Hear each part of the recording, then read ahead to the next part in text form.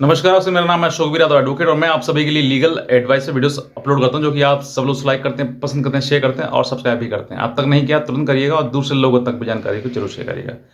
देखिए, हमसे एक सवाल पूछा गया कि सर, सही समय क्या है डाइवोर्स पिटीशन फाइल करने का। तो मैंने सोचा कि मैं आपको एक व्यक्ति को ना आंसर देकर मैं बहुत सारे लोगों को, आपको सभी को उस सवाल का जवाब दूं, ताकि और भी लोग, क्योंकि कहीं न कहीं मन में विचलित परेशानी होती रहती है जब पति-पत्नी के मुकदमे चालू हो जाते हैं। तो फिर पति हो या पत्नी हो, किसी न किसी के मन में यही आता है कि अब तो तलाक लेके ख़त्म करना चाहिए, क्योंकि काफ़ी समय हो गया है और काफ़ी परेशानी आ गई। एक मैंने अभी रिसेंट में वीडियो बनाया था कि उनका मुकदमा जो है वो 30 साल से चल रहा था। तो 30 साल से मुकदमा चलना, सोच लीजिए अपने आप में कितनी मानसिक पीड़ा हो सकती है और कितने मतलब जो आपकी एज है, जो आपकी उम्र है, वो भी निकली आ रही है। तो आपको ये समझना है कि अब मुझे इस प्रक्रिया से बाहर कैसे निकलना है। तो आपके मन में कहीं न कहीं ये आता है कि मुझे डाइवोर्स का केस फाइल करना चाहिए। जब डाइवोर्स का केस फाइल करने की जब आपके मन में आता है, तो फिर कब करना चाहिए, कैसे करना चाहिए, कितना समय लगेगा, ये सब प्रश्न भी आपके दिमाग में आते हैं। अब आज मैं आपको उसी प्रश्न का आंसर दूँगा कि अगर आपके पास में आपका बहुत ज़्यादा विवाद हो गया है, परेशानी आ गई है, तो अब आप डाइवोर्स लेना चाहते हैं, तो क्या ये समय सही है डाइवोर्स फाइल करने का? तो आपको विशेष रूप से 3 सवाल खुद से पूछने हैं। अगर आपने खुद से ये 3 सवाल पूछे और 3 सवालों में यस का आंसर आया, तो आप समझ कर देखिए कि आपको डाइवोर्स का केस फाइल करने के लिए यही समय है। वो सवाल क्या हैं, वो भी मैं आपको बताना चाहूँगा। सबसे पहले आपका जो सवाल है, आपका जो आप स खुद से आपको सवाल पूछना है, मन से अपने, कि अब जो है वो एक-दूसरे का साथ रहना संभव है या फिर नहीं? नंबर 1 सवाल। यानी कि आपके दोनों के रिश्तों में जो है खटास इतनी आ गई है कि एक-दूसरे के साथ रहना अब संभव नहीं है। क्योंकि काफ़ी ऐसे भी सवाल आते हैं मेरे सामने कि सर, मैं समझ नहीं पा रहा हूँ कि मैं पत्नी को रखूँ, नहीं रखूँ, या पत्नी ये कहती है सर, मैं मेरी समझ नहीं आ रही कि मैं वो सुधरेगा या नहीं सुधरेगा, रहेगा, नहीं रहेगा। तो ये सब चीज़ें सामने आती हैं कि ऐसे समय पर क्या किया जाए? तो आप खुद से ये सवाल पूछिए कि आप दोनों का संबंध बनना अब संभव है या नहीं है? मुकदमे इतने हो गए हैं, या फिर कोई और परेशानी आ गई है, या फिर कुछ और खटास मन में आ गई है आपके, या किसी और के साथ नाजायज़ संबंध है, तो कुछ भी हो सकता है, दोनों में से किसी है।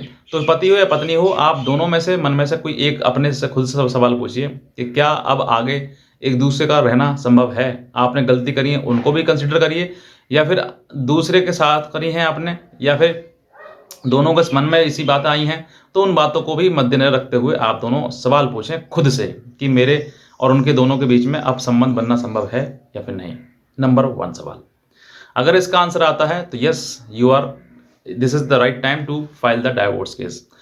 दूसरा सवाल आपसे ये है, आप खुद से ये सवाल पूछें कि क्रूरता क्या है?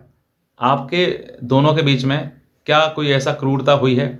यानी कि अगर जब आप केस फाइल करेंगे, तो आप क्रूरता के आधार पर ही केस फाइल करेंगे, क्योंकि या फिर किसी और के साथ संबंध है, उन सब चीज़ों के लिए हैं। तो आप सबसे मोस्ट कॉमनली जो कॉमन क्वेश्चन आता है वो ये है कि क्या आपकी पत्नी ने आपके साथ में क्रूरता करी? चाहे वो किसी और के साथ संबंध में हो, या फिर किसी के साथ लव अफेयर में हो, या कुछ और चीज़ें हो। तो क्या आपके पास में आपके साथ क्रूरता करी है, या आपके साथ मारपीट करी है, या फिर कोई ऐसी चीज़ें जो एविडेंस के रूप में हो आपके पास, और आपके अब जो है वो आपको क्रूरता इतनी हो गई कि संभव साथ में रहना नहीं है। तो अगर आपके पास एविडेंस है क्रूरता का, तो आप ज़रूर क्रूरता के आधार पर आप डाइवोर्स केस फाइल कर सकते हैं। अब क्रूरता ये भी नहीं होती है कि घर में ज़रा-सी बातचीत हुई, लड़ाई झगड़ा हुआ और क्रूरता हो गई, नहीं।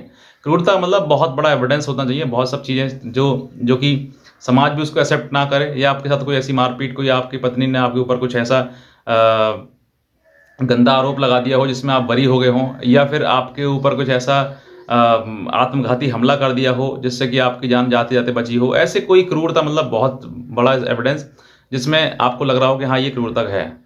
तो अगर अगर आपके पास ये एविडेंस है, तो आपका यही राइट टाइम है कि आप उसको डाइवोर्स फाइल कर सकते हैं, चाहे पत्नी हो या पति हो, दोनों में से किसी हो। 2 सवाल आपने पूछे। तीसरा, आपके संबंध को विच्छेद हुए, मतलब दोनों को सेपरेट हुए हुए कम से कम 2 साल का समय ज़रूर होना चाहिए। 2 साल से अगर आप एक-दूसरे से पति-पत्नी से अलग हैं, और अलग का मतलब सिर्फ़ ये ऐसा नहीं कि आप ना आपने कोई कंप्लेंट करी, ना शिकायत करी, ना पत्नी ने कोई कंप्लेंट या शिकायत करी। तो आप अलग हैं तो वो अलग कंसिडर नहीं होगा। आपका मतलब कि या तो आप पत्नी ने आपके ऊपर कोई एफआईआर करी हो या आपने कोई उसके खिलाफ कंप्लेंट करी हो, तब से वो टाइम कंसिडर होता है, तब से वो टाइम जो है वो काउंट होता है।